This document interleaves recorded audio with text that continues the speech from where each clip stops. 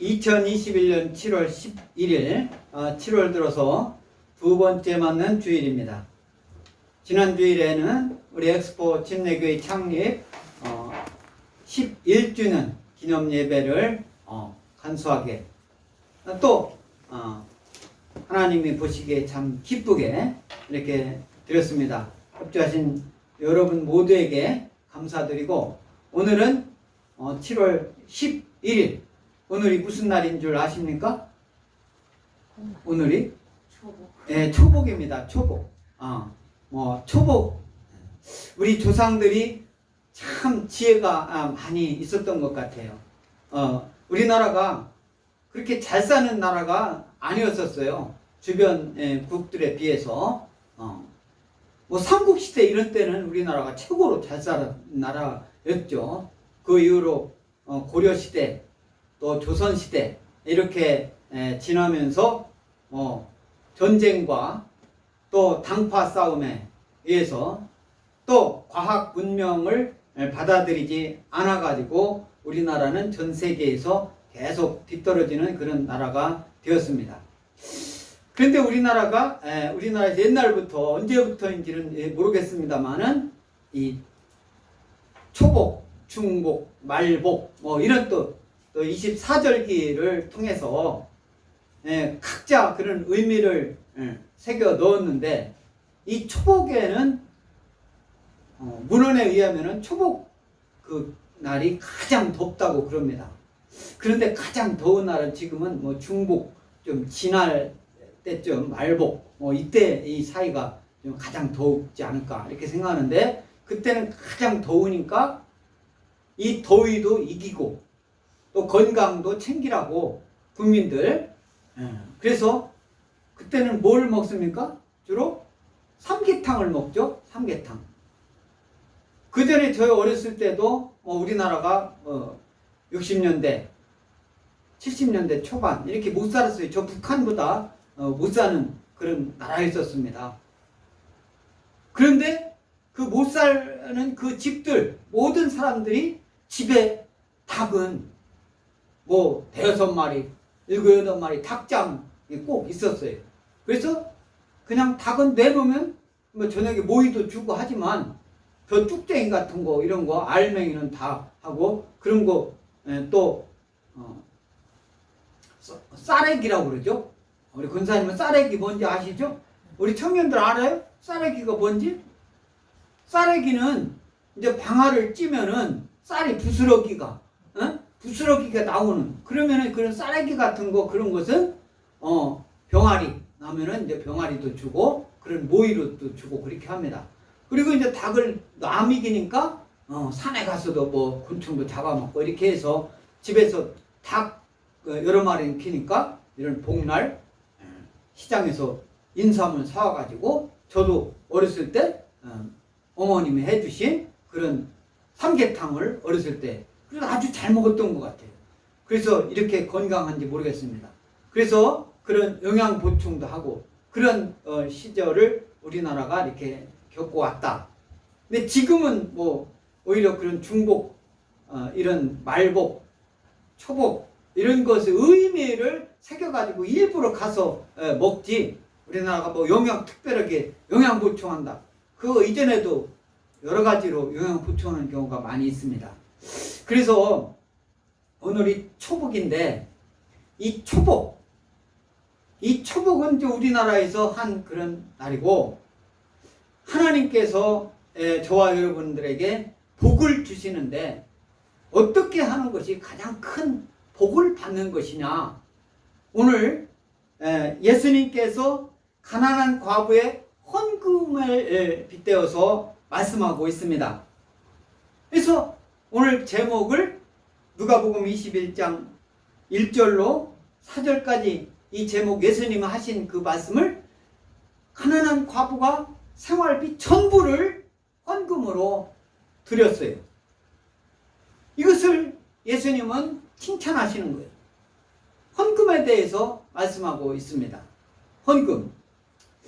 헌금을 하라고 그러니까 여러분들이 부담을 가질 필요는 없습니다. 저와 여러분들은 누구의 자녀입니까? 하나님의 자녀인 줄 믿습니다. 하나님의 아들, 딸인 줄 믿습니다. 할렐루야. 아멘. 하나님은 없으신 분이 없는 분이에요. 부족한 것이 없는 분이에요. 어느 곳에 여러분들이 어디에 있든지 항상 계시는 분이 하나님입니다. 아멘. 여러분들이 기도가, 여러분들의 마음이 하나님과 연결만 되면 못할 게 하나도 없어요. 그것이 재물이든, 그것이 병고침이든, 그것이 여러분들이 아는 학식이든, 여러분들이 원하기만 하면 하나님께 전달하고 하나님 마음만 통하면은 부족할 게 없어요. 제가 60이 이제 넘었죠. 60이 넘더라. 이렇게 이 세상 살아오면서 제가 초등학교 때 1, 2학년 때 저희 동네에 교회가 들어와가지고 그때부터 예수님을 믿었습니다. 그래서 예수님, 하나님, 뭐 삼위일체 이런 걸 잘 모르면서도 하나님, 예수님, 뭐 아무튼 하나님이 나와 함께 하신다는 이 믿음이 있으니까 두려움이 없었어요. 다윗과 같이 두려움이 없었어요. 그러다 보니까 하나님만 믿고 의지하고 뜻한 바를 밀고 나가니까 앞에 깜깜한 절벽이고 어둠이다 하더라도 그 길로 하나님께서는 인도해 주시고 뜻을 이루게 해 주시다는 것을 저는 체험적으로 자신 있게 여러분에게 말할 수 있습니다. 예수님께서 오늘 이 헌금에 대해서 말씀을 하시면서 우리에게 큰 교훈 되는 그런 그 말씀을 하시는데 21절을 우리 다 같이 21장 1절을 다 같이 낭독하겠습니다. 시작. 예수께서 눈을 들어 부자들이 헌금함에 헌금 넣는 것을 보셨다 이렇게 말씀하고 있어요. 예수님께서 눈을 들어서, 그러니까 예수님도 이때 당시 성전에 뭐 어디에 계셨다라는 것은 말씀하고 있지 않아요. 그런데 이 10장 그 45절부터 47절 이 전까지는 이 서기관들, 뭐 이런 사람들, 또 뭐 있는 사람들, 권력 잡은 사람들, 그때 당시 부유층들, 이런 사람들에 대해서 외식, 그러니까 하는 채 하는 거예요. 속 마음과 또 표현하는 그런 그 내용들이 다른 사람 보여주기 위한 그런 행동을 한 거에 대해서 경계를 하고 삼가라고 하는 그런 말씀을 하셨어요. 이렇게 제자들과 그 모인 사람들한테 하는데 오늘은 성전에서 있었던 일이에요. 성전은 들어갈 때 당연히 그때 당시에도 헌금을 했습니다. 예수께서 눈을 들어 부자들이 헌금함에 헌금 넣는 것을 보셨다. 눈을 들어 보셨다. 이렇게 말씀하고 있어요. 눈을 들었다. As he looked up, 이렇게 위를 바라봤다. 그러니까 예수님이 눈을 들어 이렇게 했다니까 예수님이 조금 높은 자리에 앉아 계시지는 않았던 것 같아요. 위로 바라보면서 그 위가 이 헌금함보다는 예수님께서 좀 밑에, 그러니까 예수님이 성전 안에 계셨는지 밖에 안에 계셨으면은 뭐 평지나 이렇게 될 텐데 성전은 어떻게 됩니까? 이렇게 계단 7계단 뭐 이렇게 이제 이때 당시는 헤롯 성전이었을 겁니다. 이때 그곳을 보고 이제 알 수가 있는데 이 헌금함, 그 전에는 여러분들이 그전 성경책 갖고 있었으면 개역 개정판이 아닌 옛날 거 갖고 있으면 연보궤라고 그렇게 표현하고 있습니다. 연이라는 게 줄연자에 한문으로 하면은 그 보자는 도울보자. 그래가지고 이 연보라는 게 금품을 내가지고, 그러니까 헌금 돈이나 뭐 어떤 금품 값어치 있는 것을 내어가지고 남을 도와주는 것이 이것이 연보입니다. 연보. 그래서 이 연보함, 헌금함, 이 헌금함은 이 헌금이나 성전세를 바칠 수 있도록 성전 뜰에 둔 나팔, 이 나팔을 뒤집어 놓은 거예요. 나팔을 어떻게 보면은 이제 나팔 모양 위에 이렇게 들어가기 쉽게 그때도 성전이 엄청 컸어요.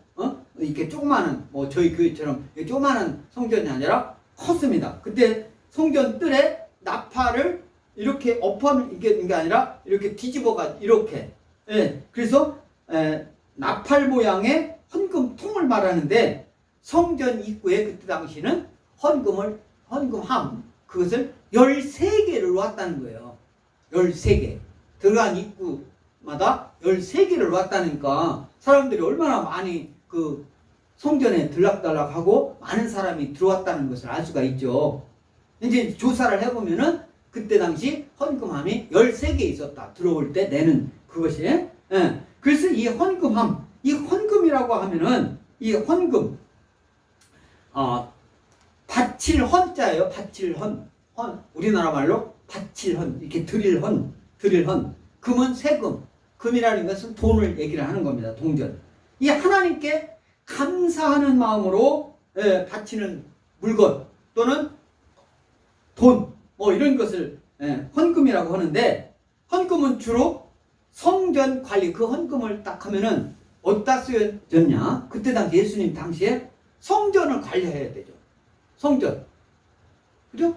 성전 관리해야 되잖아요. 그때 이제 레위 지파, 제사장 뭐 이런 가문들이 이제 성전을 관리해야 되잖아요. 성전 뭐 어떤 부서지면 고치고 성전 주위에 나무 있는 것도 그 관리를 해야 되고 할 게 한두 가지입니까?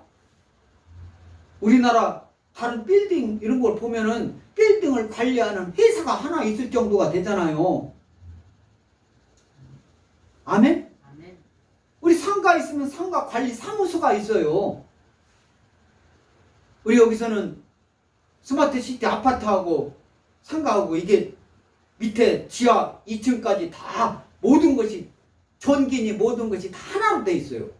그래서 관리사무소에서 통합관리를 하게 돼 있습니다. 네, 그렇게 통합관리를 하고 있습니다만은 주차장도 다 같이 이렇게 할 수 있게끔 다 그렇게 하고. 그런데 이제 이때 당시 성전을 관리하는 제사장들 또 그 헌금을 딱 드리면은 고아, 과부, 그때 당시의 빈곤한 사람들, 어려운 사람들, 그런 사람들을 도와주는 데 쓰임을 받았단 말이에요. 그러니까 지금으로 말하면 구제하는 거예요. 구제. 어려운 사람 도와주고. 이 구제하는데 위해서 사용되는 건데 이 구제, 이 단어를 놓고 먼저 생각을 할 때 지금 저 수도권에서는 코로나19 뭐 변이 바이러스인지 뭔지 그건 어떤 건지 모르겠는데 더 뭐 1000명 이상 나오고 이렇게 한다고 해서 2명까지 그러니까 한 사람을 만나도 되고 3명이 모이서는 안 된다라는 거예요. 3명이 모이서는 안 된다라는 것을 강조하면서 표현하는 게 뭐라고 표현하느냐? 주민등록상 한 집에 사는 부모님하고 같이 있는 것은 괜찮다. 그런데 아들, 딸이 이제 아들이나 그렇게 결혼해가지고 다른 집에서 살고 있어. 주민등록상 부모님이 서로 떨어져 있어요. 그것을 강조하면서 부모님을 만나도 안 된다라는 것을 강조를 하더라고. 3명이 만나는 거잖아요. 부부가 아들 부부, 딸 부부가 부모님을 찾아보면 그 부모님도 4명인데 그 4명이잖아요. 안 된다라는 것을 부모 자식 간에 만나서도 안 된다라는 걸 강조하면서 얘기를 하더라고. 이게 올바른 건지는 모르겠습니다. 그리고 이제 구제. 지금 나라에서는 정부하고 뭐 우리나라 지금 정권이 민주당 정권이잖아요. 민주당 정권에서 코로나19 이것 때문에 소비 진작을 해야 된다라고 많은 사람들에게 한 사람당 뭐 25만 원씩인가 얼마씩을 준다라는 거예요. 그 사람들이 고위직이든 뭐 가난하든 이런 거 상관없이 공무원이든 평상시에 봉급받는 사람들이니까 공사나 뭐 이런 사람이 다니는 데는 엄청 많이 받아요. 그런 사람 상관없이 최고 뭐 몇 사람 임원들 이런 사람들은 뭐 몇 프로는 안 되게끔 한다. 막 수억씩 받는 사람 이런 사람들도 있으니까 그런 사람은 안 될 거라고 하면서도 아무튼 거의 다 또 대부분은 다 줬으면 좋겠다. 그런 사람들이 그렇게 주장하는 사람들이 민주당 이 사람들은 되게 많아요. 그런데 지금 실제로 어려운 사람들은 어떤 사람들이냐? 2020년 작년 한 해 동안 거의 뭐 자영업 하는 사람들 이런 사람들 중에서도 특히 더 피해를 본 사람들이 있어요. 이 사람들을 어떻게 더 도와줄까 이런 것은 말로는 한다고 하면서 집행은 하지 못하는 거예요. 그래서 그 자영업 하는 사람들한테 얘기를 들어보면 정부에서 지원하는 돈을 받으려면 이 서류가 너무 복잡해가지고 받을 수가 없다는 거예요. 그대로 할 수가 없다는 거예요. 그런데 코로나19든 관계없이 봉급받는 사람 있잖아요. 공무원들, 응? 월급 받는 사람들. 우리나라에 월급 받는 사람이 많아요? 돈 주는 사람이 더 많습니까? 거의 다 월급 받는 사람이에요. 한 회사도 보면은 거의 다 월급 받아요. 이런 사람들을 똑같이 25만 원씩 준다. 이것을 평등이다. 이렇게 생각하고 그렇게 다 주는 건지는 모르겠어요. 그래가지고 소비를 진작해야 된다. 장사는 못하게 해놓고 그러면 어떻게 되는 결과가 나옵니까? 결국은 있는 사람은 더 있게 되고 어려운 사람은 더 부족하게 되는 결과를 초래하게 됩니다. 여러분들이 지금 이거 국가에다 세금 내니까 세금 낸 그것만 생각을 해서 아이고 그건 뭐 나라에서 알아서 하겠지 이렇게 하지만 여러분들이 가지고 있는 게 나는 100만 원을 10만 원을 갖고 있어. 어떤 사람은 100만 원을 갖고 있어. 어떤 사람은 1억을 갖고 있어요. 그러면 1억 갖고 있는 사람은 나하고 아주 먼 사람이니까 아주 떼놓고 생각한다는데 100만 원 사람, 1000만 원 갖고 있는 사람한테를 이 사람들을 나 지금 10만 원이나 만 원 갖고 있는 사람 오늘 과부 2 랩돈이 나오는데 이렇게 못 사는 사람하고 똑같이 취급을 해가지고 응? 똑같이 돈을 나눠주는 거예요. 그러면 이게 그 과부는 받으니까 그것도 고맙죠. 우선은. 그런데 100만 원 받은 나는 만 원 갖고 있고 10만 원 갖고 있고 100만 원 갖고 있고 1000만 원 갖고 있는 사람 더 나눠줘. 이런 사람들은 부족하지 않은 거예요. 이 사람들은 차고 넘쳐요. 이 사람 그 100만 10만 원 갖고 있는 사람 우선 그것 때문에 내가 뭐 먹을 것도 없으니까 먹을 것 나눠주니까 우리나라는 지금 경제가 먹을 것도 없어가지고 뭐 그런 형편이 아니에요. 며칠 전에 유엔에서 우리나라가 선진국이라고 발표를 했어요. 경제만으로 볼 때는 이미 선진국이 됐죠. 세계 10등이 가느냐 7등이 가느냐 뭐 이런 얘기를 하고 우리나라가 그렇게 이전에는 경제활동을 그렇게 많이 했는데 근데 그전에는 우리나라가 경제활동이 그만큼 못해서 선진국으로 된 게 아니라 우리나라가 의도적으로 선진국이라는 그런 대열에 딱 들어가면 세계에 어떤 의무적으로 부담해야 될 그런 경제적으로나 또는 군사적으로나 뭐 이런 것을 부담해야 될 때 그 부담할 것을 그만큼 더 내놓아야 되는 거예요. 우리나라 어떤 국민 수준은 뭐 치안이라든가 이런 것은 조금 다른 나라에 비해서 더 이렇게 될 수도 있어요. 우리나라 사람들이 참 좋아요. 다른 나라 선진국 이런 나라들보다도 도둑 이런 뭐 이런 사람들 강도 적은 편이에요. 그래서 우리나라 남한 최소한 남한 남한은 여행하기에 전 세계 사람들이 와가지고 여행하기에 뭐 또 살기에 그렇게 어렵지 않은 나라가 됐어요. 옛날에는 6.25 때는 아주 못 사는 나라지만. 근데 선진국에 됐다고 해서 무지개 참, 대한민국도 선진국이다. 숫자로 그렇게 하니까 좋아는 하지만 의식만큼은 아직 선진국 대열에, 그러니까 도덕성만큼은 아직 멀었더라고요. 제가 10수년 전에 뉴질랜드에 대학생들을 데리고 가가지고, 우리나라 겨울 1월 달에 거기 가가지고, 한 달 이상을 어학연수 때문에 있었는데, 거기는요, 사는 것은요, 불편하고 좀 그러더라도 의식 수준, 생각하는 거, 도덕성, 준법 정신, 이런 것은요, 우리나라가 따라올 수가, 갈 수가 없더라고요. 조용한 아침의 나라, 그게 우리 대한민국이었는데, 뉴질랜드 보니까 그렇더라고요. 근데 좀 이제 자유스럽다 보니까 지금은 또 부작용도 많이 있다고 그러는데, 어떻든 우리나라는 경제 대국이 됐어요. 경제 대국이 됐습니다. 우리나라하고 지금 그렇게 해가지고 돈을 막 풀어요. 돈을. 그것이 어떻게, 어떤 돈을 나는지 현금을 막 풉니다. 현금을 막 풀어요. 그러니까 주변에 돈은 많이 돌아다녀요. 돈은 많이 돌아다니는데, 있는 사람들은 그거 갖고 저축을 해요. 저축을 하면.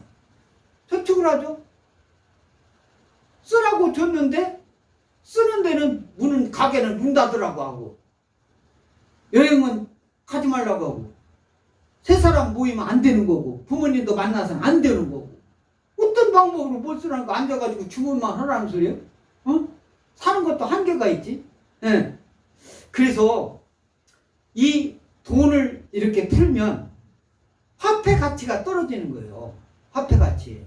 일본 놈들이 우리나라를 지배할 때, 우리나라를 35년 동안 침략해가지고 지배했잖아요. 지배했을 때 이 사람들이 어떻게 하냐면은 물가를 막 하루에 하룻밤 지나가면은 그래가지고 막 올라가는 거예요. 저희 집에도 할아버지가, 저희 집에도 그 전에 보니까 예금 통장이 있더라고. 일제시대 때 쓴 예금 통장. 근데 예금 해놓으면 뭐합니까? 쌀 한 가마니 살 돈을 갖다 예금을 해놨는데, 장날 한 번 지나고 나서 그 다음 장날 하면은 쌀 한 가마니 값이 쌀 반 가마니도 안 되는 거예요. 그 다음 장날 보면은 한 말 값도 안 되는 거예요. 그 다음 날, 다음 한 달 지나니까 쌀 한 가마니까 한 대 값으로 쌀 한 대 값뿐이 안 되는 거예요. 이렇게 되는 거예요. 일본 놈들이 한국 지배할 때 그렇게 해가지고 한국의 물건들을 수탈해 간 거예요. 그렇게 수탈해 갔습니다. 그래서 우리나라가 해방 이후에는 전 세계에서 최고로 못 사는 나라가 됐습니다. 그런데 일본이 우리나라를 어떻게 했습니까? 35년 동안 지배했을 때는 모든 일본 관리들이 우리나라를 지배했잖아요. 연장, 예를 들면 뭐 군수 이런 사람들은 일본 사람이 했고, 또 우리나라에서도 옛날 민주당 대표 했던 사람, 어떤 사람도 그 아버지가 일제시대 때 면장하고 그랬잖아요. 그러니까 이제 일본을 편드는 사람들 있잖아요. 그때 당시 공무원했던 사람들, 이런 사람들 어떤 사람인가 여러분들 생각해봐요.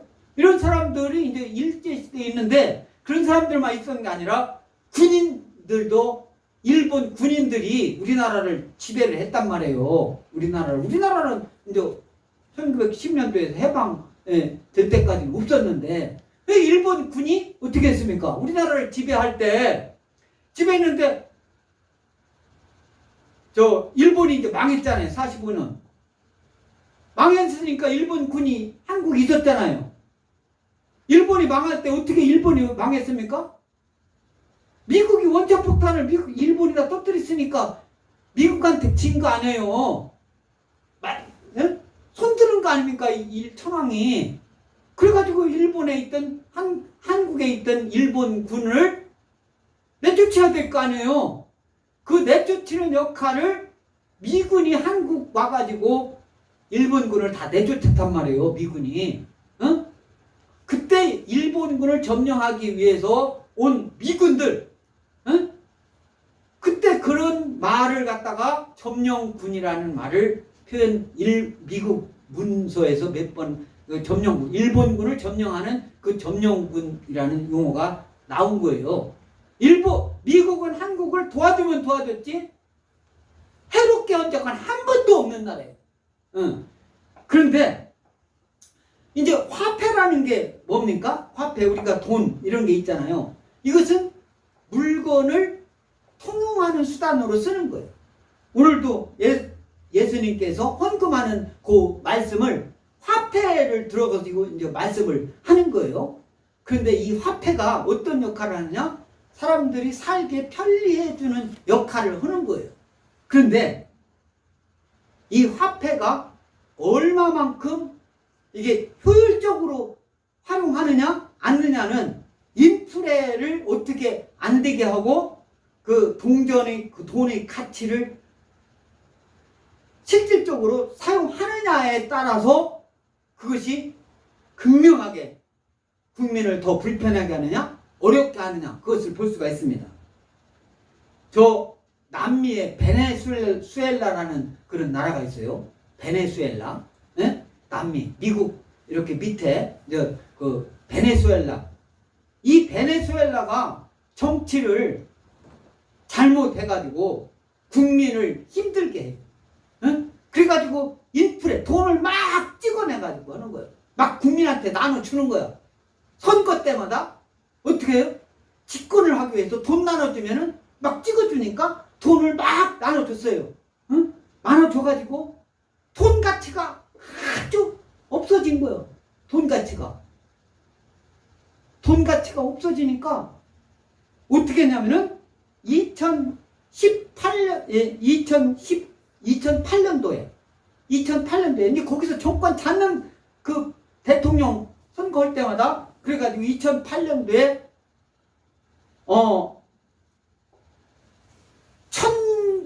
1000대 1 1000원 우리나라로 얘기하면 1000원짜리를 1원으로 만드는 이거 보고 리데미네이션이라고 해요. 리데미네이션이라고 해요. 우리나라 말 쉽게 얘기해서 화폐 개혁은 아니거든. 근데 이제 화폐의 가치를 떨어뜨리는 거예요. 그래서 우리나라 말로 1000원짜리를 1원, 여태까지 1000원으로 계속 썼어. 사탕 사고 쌀 사고 했는데 그 1000원짜리가 1원의 가치로 있는 화폐를 개혁을 한 거예요. 2008년도에. 그러니까 얼마나 지금 1000원이 1원이 된 거야. 그때 당시는 1000원짜리를 1원으로 하니까 그래도 이렇게 돌아가니까 그렇게 한 거예요. 에? 우리나라도 이제 화폐 개혁 한 적 있어요. 근데 1000원짜리를 우리나라는 언제 했느냐면은 1953년 6.25 때 그때 6.25 중에 100원짜리를 1환으로 바꿨었어요. 1환. 에? 권사님은 환 그거 쓴 적 있었을 거예요. 에? 그래서 100원짜리를 1953년도에 6.25 때 100원짜리를 1월 환으로 바꿨어요. 그리고 1962년 그때 약 10년 후에 그 10원짜리를 1원짜리로 바꿨어요. 예? 이제 10환을 1환으로 10환이 1원이 됐어. 원을 환으로 했다가 100원을 1원으로 했다가 1962년도에 어떻게 해요? 10환을 1원으로 다시 바꿔요. 그 돈이 지금 저와 여러분들이 쓰고 있는 이 돈이에요. 이 돈이 지금 이제 이 원이 된 거예요. 그러니까 여태까지 화폐 개혁을 아는 우리나라는 경제가 세계적으로 아주 급성장을 화폐 개혁하지 않아도 이렇게 잘 사는 나라로 이렇게 경제 정책을 잘 펴왔었어요. 어? 이렇게 해서 잘 사는 나라로 부지런히 일도 하고 다른 나라 가서 돈도 벌어오고 그렇게 했는데 이렇게 2번을 화폐 개혁을 한 거예요. 그런데 베네수엘라는 2008년도에 얼마? 1000원짜리 짜리를 1원으로 한 거야. 1원. 그리고 2008년도에 했는데 2018년도에 화폐개혁을 다시 합니다. 화폐개혁하면은 돈을 다 기존에 있던 돈을 없애버리는 거예요. 없애버린다. 계속 은행에서는 그 돈을 걷어 들어가지고 불태워버리는 거예요. 없애버리는 거예요. 1,000원짜리가 1원짜리고. 그러니까 이제 그리고 2018년도에 어떻게 이제 베네수엘라 얘기를 하는 거예요? 10만 원짜리를 화폐개혁 1,000원짜리 이러는 데를 한번 하고 10년 후에 10만 원짜리를 1원으로 하는 거예요. 10만 원짜리를. 이게 여러분들 지금 우리나라로 생각을 해봐. 여러분들이 10만 원 갖고 있는데 그것이 1원으로 하는 거야.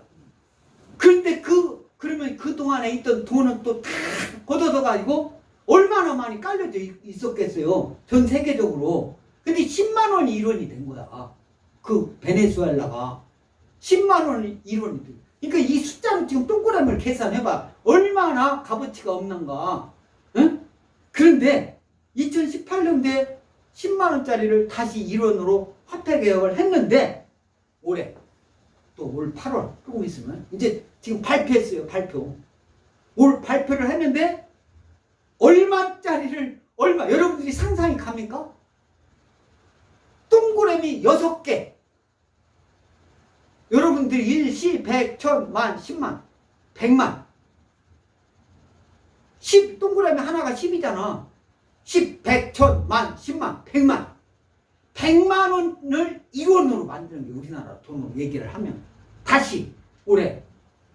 그러면 국민들이 그동안 쓰던 그 돈이, 그러니까 2008년부터 지금을 얘기하면은, 쉽게 얘기하면, 아궁이에 불을 떼잖아요. 아궁이에 불을 떼면, 그 장작을 사가지고 돈 떼는 것보다 돈으로 아궁이 불 떼는 것이 더 유리해. 국민의 입장이. 그걸 생각해보면 여러분들이 그 국민들이 얼마나 힘들다는 거예요. 윗사람들은 아무 상관없어요. 국가에서 세금 갖고 뭐 대통령이야 밑에 이런 사람들은 아무 상관없어. 하기들은 이미 세금 뻗어가지고 그거 갖고 막 쓰면 되는 거니까. 막 베네수엘라가 그런 거예요. 그런 쪽으로 가서는 안 되는 거예요. 아멘? 예수님께서 오늘 헌금을 헌물을 갖고 그러니까 물건을 갖고 이렇게 하는 거에 대해서 말씀하신 게 아니라 이 화폐를 두고 예수께서 눈을 들어 부자들이 헌금함에 헌금 넣는 것을 보시면서 말씀하시는 거예요. 이 마시는데 얼마를 했느냐? 어떤 가난한 과부가 2렙돈 넣는 것을 보셨다. 에? 1절에는 부자들이 헌금 넣는 것을 예수님이 보셨고 2절에는 어떤 가난한 과부가 2렙돈 넣는 것을 보셨다. 이 렙돈이라고 있잖아요. 렙돈. 이게 우리 한글 성경이 얼마나 참 잘 했는지 모르겠어요. 렙돈이라고 그대로 성경에 쓰여있는 용어 그대로 확실치 않으면 그렇게 렙돈이라고 쓰는 것이 좋은 거예요. 렙돈. 확실하지 않으면. 네. 영어로 보니까 Two very small copper coin이라고 뭐 이렇게 영어로 했는데 이 영어 갖고는 해석하기가 이게 좀 어려워요. 그래서 이 렙돈, 그 렙돈을 그때 당시는 홀이라고 그렇게 했어요. 홀이라고 불리는데 로마에서 그때 당시 예수님 당시에는 로마에 의해서 통치를 받았던 그 시절에 로마가 다 모든 길은 로마로 통한다. 그런 때예요. 그래서 로마의 가장 작은 화폐 단위, 우리나라로 얘기하면 지금 1원 그런 거지. 가장 작은 화폐 단위가 1원이잖아. 근데 계산할 때는요, 또 원을 몇 천으로도 하긴 하더라고. 밑에 할 때는 큰 돈 할 때는 뭐 몇 천, 1원 몇 천 그렇게도 하는데 어떻든 로마의 가장 화폐 단위인데 그때 당시 히브리 사람들이 사용한 화폐 단위 중 가장 어떤 단위? 작은 단위였다. 가장 작은 단위 동전이 렙돈입니다. 렙돈. 렙돈. 이제 그때 당시 그 이스라엘에서 어떻게 이게 교육 학교 기관에서 가르쳤던 것이 뭐냐면 탈무드입니다. 탈무드인데 이 탈무드는 연복회, 그러니까 헌금함에 헌금을 넣을 때 최소한 그게 정해져 있는 거야. 관리적으로 한 렙돈은 아니고 2렙돈 이상을 넣어야 됐어요.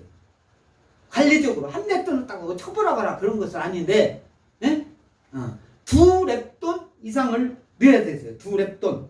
그래서 한 렙돈을 넣는 것을 왜 그러냐면 계산하고 뭐 이런 것이 여러 복잡하고 뭐 이렇게 하니까 그때 당시 그런 것이 이제 관례적으로 정해져 있었겠죠. 그래서 그러니까 지금도 우리가 지금 이거 할 때 헌금을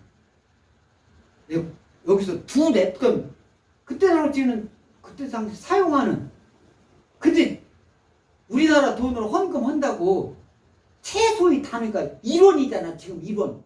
그래 1원짜리를 갖다가니 않는 것보다는 그 낫는 거겠지. 그죠? 관리라는 게 있는 거 아닙니까? 그죠? 안 그래요? 1원을 갖다가니 지금 여기다 헌금해놓고 나 헌금했어 이렇게 하는 사람은 없잖아. 그러니까 그때 당시도 가장 작은 화폐 단위가 렙돈인데 이 렙돈인데 헌금을 할 때는 최소한 2렙돈을 넣는 것이 그때 이제 그 탈무드에 그 규정되어 있는 그런 내용이 있는데 이 2렙돈은 헌금함에 넣을 수 있었던 최소한의 헌금인데 이 렙돈의 가치가 얼마나 있는 거 여러분들이 알아야 될 거 아니에요. 렙돈. 이 한 렙돈은 노동자 하루의 품삯이 한 데나리온이야. 한 데나리온이 노동자 하루에 오늘날 노동자 하루 품삯 받는 사람 어떤 사람은 10만원 받고 기술자는 30만원도 받고 여러분들도 월급 받으면 한 달에 1000만원 받는 사람도 있고 500만원 받는 사람도 있고 200만원 받는 사람도 있고 그렇잖아요. 한 달에 봉급 받는 사람이 있잖아. 월급으로 주일 뭐 이런 데 쉬는 날 빼고 근무하면은 기본적으로 딱 받는 돈이 있잖아요.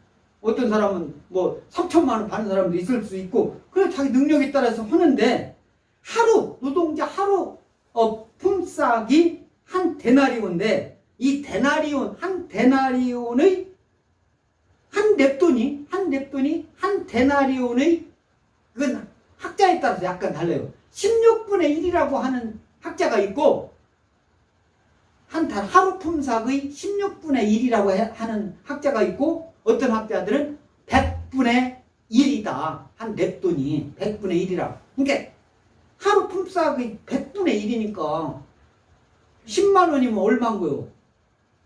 1000원인 거지. 100분의 1이니까 10만 원이면 10만 원 하루 품삯을 해서 10만 원 받았다. 그러면 1000원이라는 거예요. 그러니까 20만 원이라면 4,000원을 한 거예요. 이 과부가.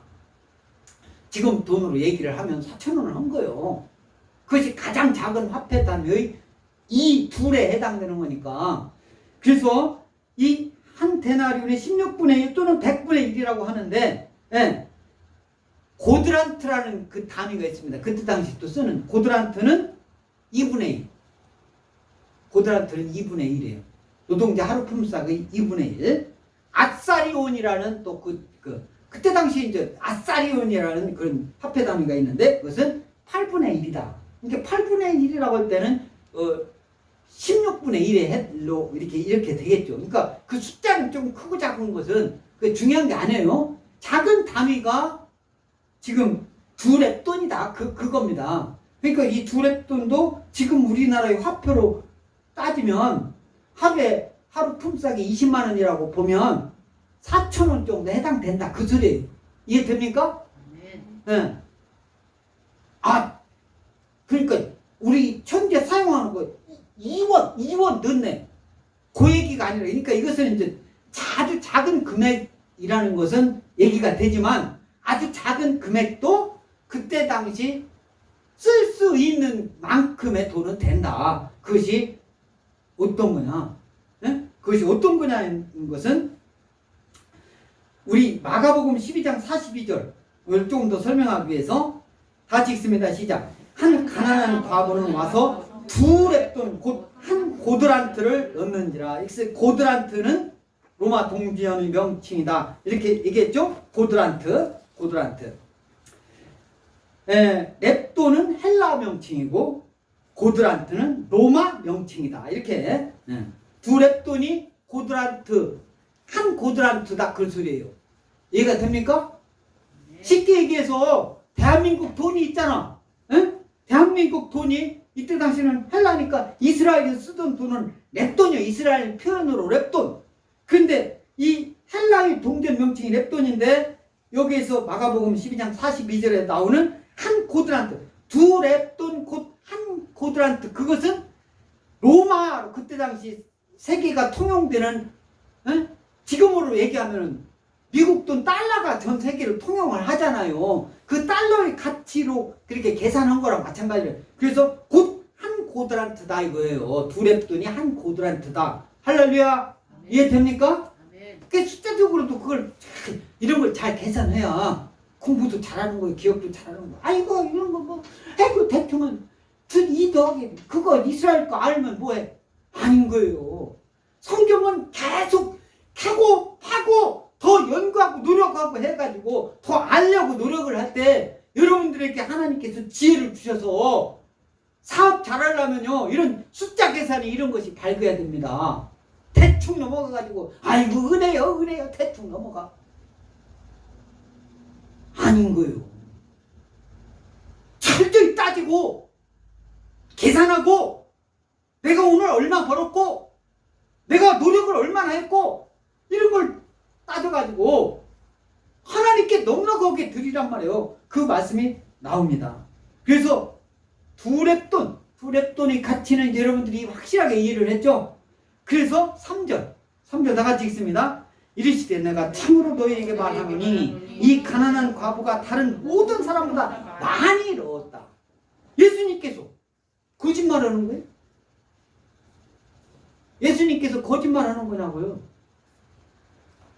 부자들은 100억, 2천억, 몇 조 갖고 있는 사람들이 예수님 교회 다닐 때 그렇게 갖고 있는 막 부자들이 지금으로 얘기하면 올 때 1,000원짜리 하나 떡 하고 예수님 믿는다고 하면서 교회 다닌다고 하면서 그런 사람들 봤어요? 더 쉽게 하면 10원짜리 이렇게 동전 예수님 지금은 동전이잖아요. 동전 그렇게 넣는 거 봤냐고 그렇겠냐고. 최소한 제가 볼 때는 뭐 자기 이름 쓰지 않고 이렇게 할 때 그냥 헌금하면 다 그렇게 넣을 때 10,000원 넣을 거예요. 그죠? 10,000원. 보통 아니 막 부자를 얘기를 하는 거예요. 부자. 아무리 작아도 10,000원을 넣을 거고 50,000원을 넣을 수도 있고 더 이제 그 몇 장 더 넣을 수도 있고 지금 11조 얘기하는 게 아니에요. 헌금에 대해서 얘기를 하는 거예요. 자기 마음. 이 가난한 과부는 11조 개념이 아니에요. 11조 그게 아니에요.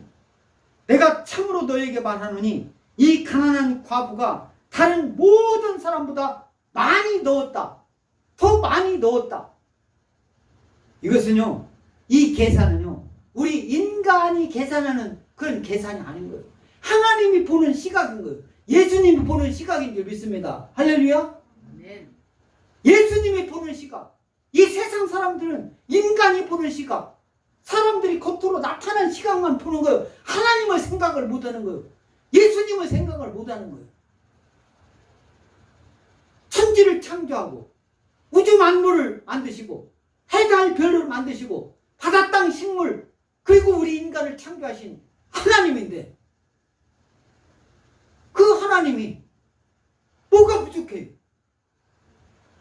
여러분들이 하나님께 충성하는 건요, 하나님과 여러분과의 관계에서 하나님과 여러분과의 이 수직적인 관계에서 그 관계에서만 여러분들하고 하나님하고만 아는 거예요. 여러분들이 마음의 양심이 있잖아요. 하나님 속일 수 있을 것 같아요? 여러분들이 얼마를 벌었어요? 하나님을 속일 수 있습니까? 하나님은 절대 못 속여요. 우리 뼛속, 막 가슴속 깊은 곳까지 생각까지 다 아시는 분이에요. 우리의 저와 여러분들이 태어나기 이전부터 오늘의 이기까지 다 계획해가지고 여러분들이 오늘날 있게 하시는 거예요. 믿으십니까? 그 계산은 하나님과 여러분을 두고 계산하시기 바랍니다. 다른 사람, 옆 사람 비교할 거 없어요. 하나님의 계산이란 말이에요. 예수님의 계산은. 이때 과부. 우리 고린도후서 8장 12절 다 같이 낭독하겠습니다. 하늘 마음만 있으면 있는 대로 받으실 터이요 없는 것은 받지 아니하시리라. 하나님께서는요, 아이고 나 없는데 나 없는데 내가 먹고 살 것도 없는데 먹고 살 거 그거 가지고 들었어요. 하나님 나 앉는 것보다는 낫겠죠. 고린도후서 누가 썼어요? 바울이 썼잖아. 바울이 썼는데 뭐라고 하느냐? 다시 바울이 우리한테 알기 쉽게 얘기하는 거예요. 할 마음만 있으면 있는 대로 받으실 거예요. 마음이 있어야 그렇게 하는 거예요. 마음. 다른 사람들을 보여주려고 보여주기식으로 하지 말라 이거예요. 마음만 있으면 있는 대로 받을 것이요 없는 것은 받지 않아. 마음이 없으면 아무리 많이 막 다른 사람 해가지고 숫자 장부에 올리는 거 그거 중요합니다. 앉는 것보다는. 에? 하나님은 앉는 사람, 믿지 않는 사람 그런 거 그 사람들은 쳐주지도 않아. 봐주지도 않아요. 바울이 풍성한 연보에 대해서 이 마게도냐 교회 모범을 말씀하시는 거예요. 그래서 디도를 이게 보내면서 디도에게 고린도 교회에 헌금 할 것을 말씀하면서 말씀하고 있는데, 그러면 구약에서 잠언 3장 27절 다 같이 낭독합니다. 시작. 내 손이 선을 베풀 힘이 있거든 마땅히 받을 자에게 베풀기를 아끼지 말라 했어요. 내 손이 여러분들 손이 저와 여러분들 손이 부지런해야 부자로 사는 겁니다. 성경 말씀이에요. 여러분들이 손이 선을 베풀 힘이 있거든 마땅히 받을 자에게 베풀기를 아끼지 말라. 마땅히 받을 사람이 누굽니까? 나보다 못 사는 사람, 여러분들보다 어렵다라고 생각하는 사람. 이 세상이 무지개수로 많아요. 대한민국이 전 세계 이렇게 선진국이라는 소리를 이제 됐다라고 막 발표하고 막 그러대. 응? 그러면 우리보다 못 사는 그런 나라, 저 중국처럼 못 사는 나라를 지배할 목적으로, 그 나라를 공산화할 목적으로 막 경제적으로 지배해가지고 항만 같은 거 막 강제로 뺏어가지고 그런 목적으로 하면 하나님께서 벌을 주면 되지. 그 나라 축복하지 않는단 말이에요. 또 잠언 28장 3장 28절 시작. 내게 있거든 이웃에게 이르기를 갔다가 다시 오라 내일 주겠노라 하지 말라. 에? 내일 와 내일 그러면 줄게. 저도 그 전에 이제 교회 개척하고 지난주에 11주년 됐잖아요. 개척하고 이제 매일 주님 몸된 교회 여기 와가지고 기도하고 이렇게 하는데, 이렇게 이렇게 한 푼 줍쇼 하는 사람들이 와요. 교회만 희한하게 찾아와. 그럼 저도 조금 약간 예수님이 볼 때는 꼭 그렇게 해야 되겠냐? 에? 그럴지는 몰라. 나는 근데 그 사람들한테 돈을 안 준 건 아니고 배고파요. 돈보다는 물질을 줬어. 컵라면은 컵라면. 근데 컵라면도 공짜로 그냥 준 게 아니라 여기 걸레 있어요. 걸레. 응? 여기 걸레. 여기 화장실 가가지고 빨아가지고 여기 의자 여기 좀 닦고 그러면 줄게. 그렇게 하고 줬어요. 근데 오늘 잠언 28장에 내게 있거든 이웃에게 이르기를 갔다가 다시 오라 내일 주겠노라 하지 말며 갔다가 다시 오라 내일 와라. 저는 그렇게 하지는 않았어요. 조금은 위안이 되지만 그런데 그 사람들이 멀쩡한 사람들이 와가지고 한 푼 접시 하더라고. 네? 그래서 내가 참으로 너에게 말하노니 이 가난한 과부가 다른 모든 사람보다 많이 넣었도다. 이것은 하나님이 그 사람을 두고 한 거예요. 그 많이 넣은 거에 대해서는 설명을 4절에 말씀하고 있습니다. 다 같이 낭독합니다. 시작. 저들은 그 풍족한 중에 헌금을 넣었거니와 이 과부는 그 가난한 중에서 자기가 가지고 있는 생활비 전부를 넣었느니라. 생활비 전부를. 이미 1절에서 얘기한 부자들이 헌금하면 헌금 넣는 것은 이미 뭐 헌금 얼마를 하더라도 자기네들 사는 데는 먹고 살고 하는 데는 생활하는 데는 아무 지장이 전혀하지 않아요. 있는 중에 일부를 얼마를 그냥 낸 거예요. 그 사람하고 저들은 풍족한 중에 헌금을 넣었거니와 이 과부는 그 가난한 중에서 자기가 가지고 있는 생활비 전부라고 했어요.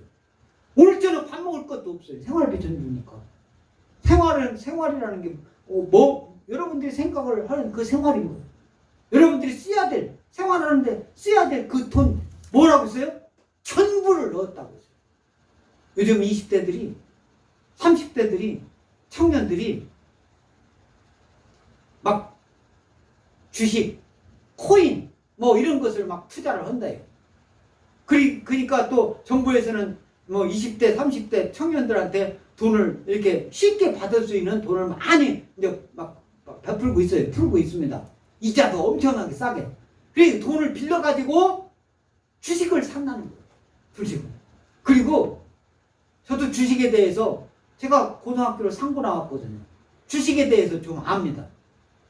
그런데 이 주식 그 증권회사에서 사면 내가 1,000만 원을 넣어놨으면 1,000만 원어치를 사게 하는 게 아니라 1,000만 원을 넣는데 오늘 계약서 그런 거 쓰지도 않고 1,400만 원이나 그 1,000만 원보다 훨씬 더 많은 주식을 살 수 있게끔 돈을 빌려줘요.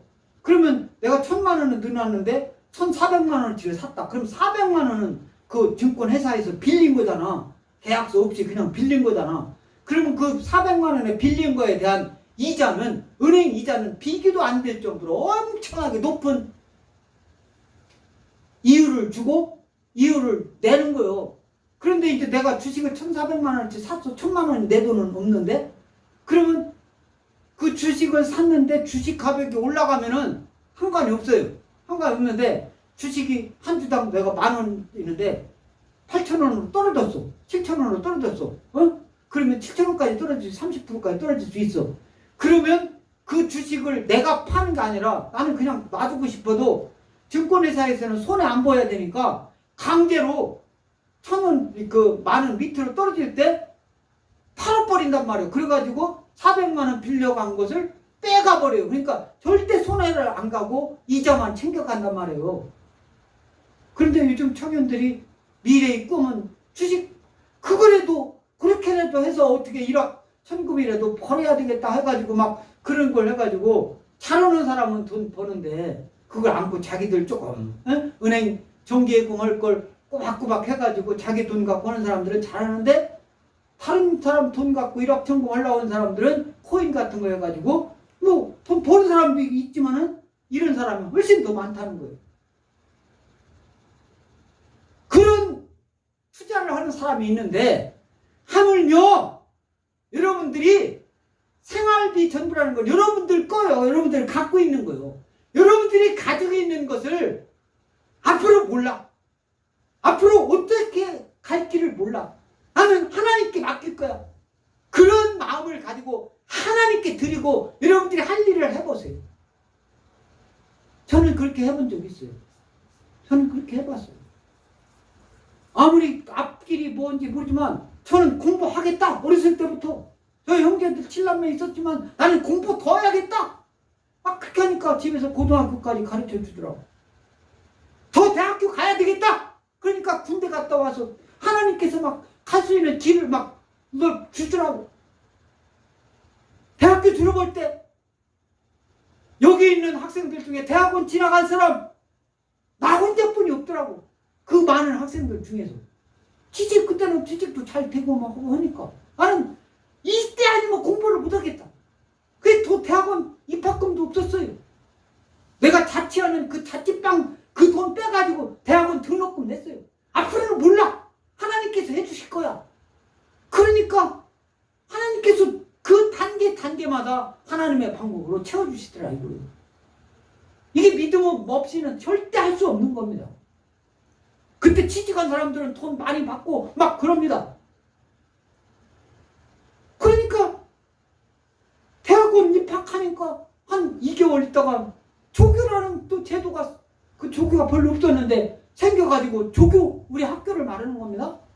조교가 별로 없었는데 조교 그렇게 해가지고 등록금을 마련하고 그래서 조교 사립대학교 조교는 많이 주지 않습니다. 국립대학교 달라서 조교하면서 결혼한 거 아닙니까? 대학원 졸업하지도 석사 말하는 거예요. 박사 얘기하는 거 아닙니다.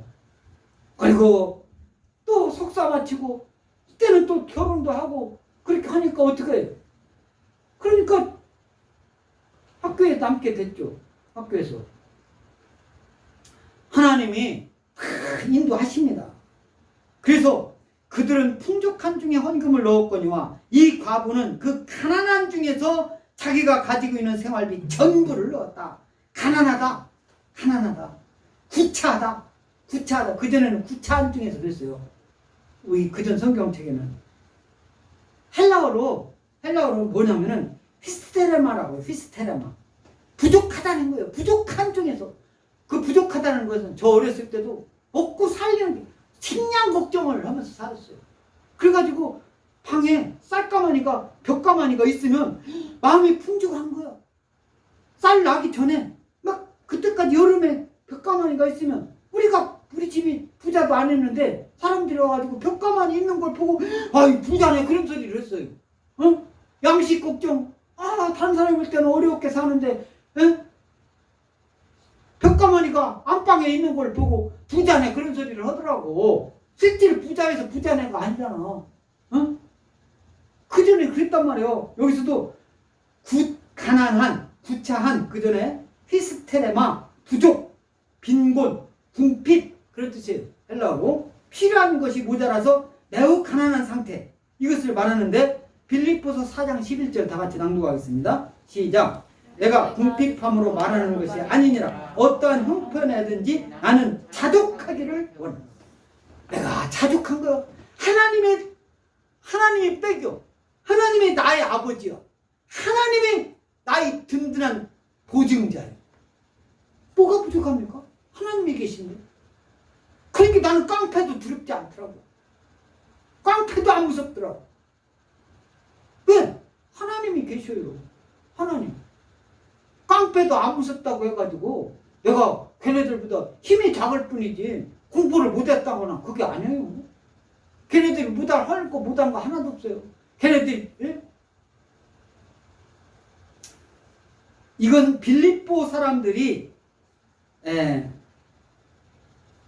선물, 헌금 빌립보 사람들이 바울에게 이렇게 헌금한 거에 대한 그런 감사를 표현하면서 내가 궁핍함으로 말하는 것이 바울도 얘기하는 것이 나 없기 때문에 나 먹을 것이 없기 때문에 나 도와줘 그렇게 하지 않았단 말이에요. 바울도 자기가 힘다는 까지 노력도 하고 자기가 할 수 있는 것은 해가면서 그렇다고 맨날 뭐 장사만 하고 텐트 짓는 거 그런 거 꺼내는 거 그것만 했다는 게 아니에요. 복음 낙천하고 할 때는 하고 구별했단 말이에요. 자기가 할 일을 때와 장소를 나는 이것만 해야 돼 그런 게 없는 거예요. 성경적인 사람은 다 해야 되는 거예요. 올라운드 플레이. 그래서 내가 자족하기를 배웠다. 자족한다는 게 아우탈케스라고 하는 게 헬라어인데 자신 충분하다. 나는 충분하다. 이러면 아주 넉넉한 만족한 상태. 예수님 믿는 사람들은요, 너무 막 다른 사람들한테 구차한 소리, 부족하다 그렇게 하면 안 돼요. 다른 사람들이 내가 어떻게 하면 다른 사람들을 도울 수 있을까? 내가 갖고 있는 거로, 내가 가진 지식으로, 내가 가진 재력으로, 나보다 못한 사람은, 나보다 모르는 사람은, 나보다 약한 힘이 없는 사람을 어떻게 도와줄까? 이런 사람들이 자족하는 거예요. 한 푼도 없죠, 두 푼도 없죠. 나 좀 도와주십시오. 그것은요, 하나님께 하세요. 아무리 달라고 해도 부족함이 없는 하나님께 하시고, 사람들한테는 도와줄 생각을 하란 말이에요. 나 때문에 상대방이 어떤 이익을 가할까? 내가 하는 행동이 상대방이 어떻게 기뻐할까? 내가 하는 말이 상대방이 어떻게 좋아할까? 기뻐할까? 이런 걸 생각하라. 말씀하시는 거 이게 자족한 사람들이 할 수 있는 일인 줄 믿습니다. 할렐루야. 예수님 믿는 사람들이 믿지 않는 사람들하고 다른 점이 있어야 될 거 아니에요. 고린도후서 9장 6절 다 같이 낭독하겠습니다. 시작. 이것이 곧 적게 심은 자는 적게 거두고 많이 심은 자는 많이 거둔다 하는 말입니다. 네? 고린도후서 바울이 한 얘기죠. 고린도후서. 이 적게 심는다. 이 적게라는 말이 헬라의 원어는 인색하게 심는다 그런 소리예요. 인색하게. 숫자적으로 100, 10, 1, 1이 100보다 작어. 그 얘기가 아니에요. 그 얘기가 아닙니다. 100을 하든 만을 하든 1000을 하든 인색하게 하는 것을 적게 한다. 그렇게 표현한 말씀이다. 이 말씀이에요. 이해됩니까? 그리고 많이 심는다는 말은 복으로 심는다. 복으로. 기쁜 마음. 하나님께 나보다 못한 사람 도와주는 마음. 내가 상대방보다 힘이 없다. 나보다 힘 적은 사람을 도와줄 생각을 하란 말이에요. 그걸 생각을 하란 말이에요. 왜 못합니까? 내가 있는 힘으로, 내가 가진 것으로 도와줄 줄 아는 저와 여러분들 줄 믿습니다. 아멘? 그것이 안 되면 하나님께서 도울 방법이 없는 거예요. 하나님으로부터 단절이 돼요. 될 것도 안 되게 만드는 거예요. 성도의 재물은 이게 달란트, 돈, 그것만 얘기하는 게 아니라 기도가 있습니다. 하나님께 드리는 방식은 기도. 시편 14편 1, 2절. 상한 심령. 하나님을, 예수님을 믿다 보니까 내가 예수님 믿는 것 때문에 믿지 않는 사람들로부터 핍박받아. 상한 심령. 여러분들 그런 당해본 적 있어요?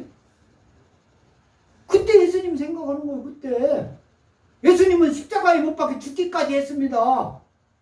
언제 예수님 생각하는 거예요? 성도 몸, 우리 몸이 성전입니다. 몸, 구원받은 영혼. 여러분들이 예수님 믿고 구원받은 줄 믿습니다. 할렐루야. 예수님 믿고 구원받았어요. 선행, 착한 행동이죠. 착한 행동. 물질적인 헌금, 헌물, 이런 것이 재물인 줄 믿습니다.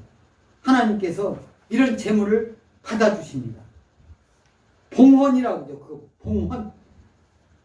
히브리어로 밀루임, 다 같이 밀루임. 헬라로 엔칸이죠. 시작. 엔칸이죠. 이게 헬라어예요. 받아들인다는 뜻이에요. 예물을 받아서 드려.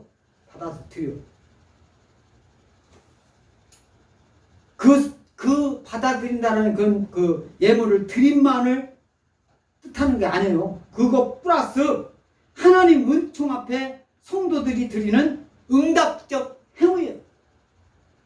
저와 여러분들이 오늘날 건강한 삶으로 살게 하나님께서 인도해 주시잖아요. 이 시간 병원에 입원해 있는 사람들이 얼마나 많아요. 예배를 드리고 싶어도 못 가는 사람이 얼마나 많아요. 얼마나 감사한 일입니까? 남녀노소 불문하고 감사해야 돼. 이 시간 먹고 싶어도 아프리카 오지 어려운 환경에 살고 있는 그런 사람들이 전 세계적으로 볼 때 얼마나 많아요. 우리 대한민국 얼마나 풍족합니까? 그런데 정부에서는 막 더 준다고, 부족하다고 더 준다고 막 똑같이 나눠줘야 평등이라고. 잘 생각해야 될 점이 있습니다. 우리 고린도후서 9장 7절 다 같이 읽습니다. 시작. 각각 그 마음에 정한 대로 할 것이요 인색함으로나 억지로 하지 마시니 하나님은 즐겨 내는 자를 사랑하시는 거예요. 즐겨 기쁜 마음으로 내는 자를 하나님은 사랑한다라고 했어요. 하나님 사랑받기를 원합니까? 즐겨 하나님께 드리시기 바랍니다. 이게 썩지 않는 영원히 여러분들이 상급으로 남을, 그것은 하나님께 드리는 방법뿐이 없어요. 그 방법은 뭐라고 써요? 헌금만 해당된다고 안 했습니까? 제일 마지막에 아까 얘기했잖아요. 여러분들이 기도, 여러분들이 찬양, 여러분들이 성경 공부, 여러분들이 성경 읽는 거, 여러분들이 어려운 사람 도와주는 거, 다 이게 하나님께 우리가 상급을 쌓는 거예요. 잠언 11장 24절 시작. 흩어 구제하여도 더욱 구하게 되는 일이 있나니 과도히 아껴도 가난하게 될 뿐이에요. 네? 흩어 구제하는 게, 어려운 사람 돕는 게 구제하는 거죠. 어려운 사람을 내가 있는 것으로 막 도와줘도 더욱 도와주면 줄수록 구하게 되는 거예요. 희한한 거죠. 이거 하나님의 계산법이란 말이에요. 과도하게 아껴 도와주는 거, 그거 아껴, 그러면 내가 그럴 것 같지만 하나님의 방법으로 늘어나지 않고 오히려 가난하게 된다라고 말. 잠언 11장 25절 시작. 구제를 좋아하는 자는 풍족하여 질 것이요 남을 윤택하게 하는 자는 자기도 윤택하여 지리라. 왜? 구제를 좋아하는 자는 풍족한다고 했어요. 부족함이 없어요. 나눠줘도 계속 생겨. 어떤 사람 보면 막 나눠주는 거 좋아하는 사람이 있어요. 어떤 사람은 막 청소하는, 내가 그 전에 학교에 있을 때 어떤 사람은 막 컴퓨터에 대해서 다른 사람이 이렇게 이게 물어보면 잘 막 알려줘. 어떤 사람은 마지못해서 막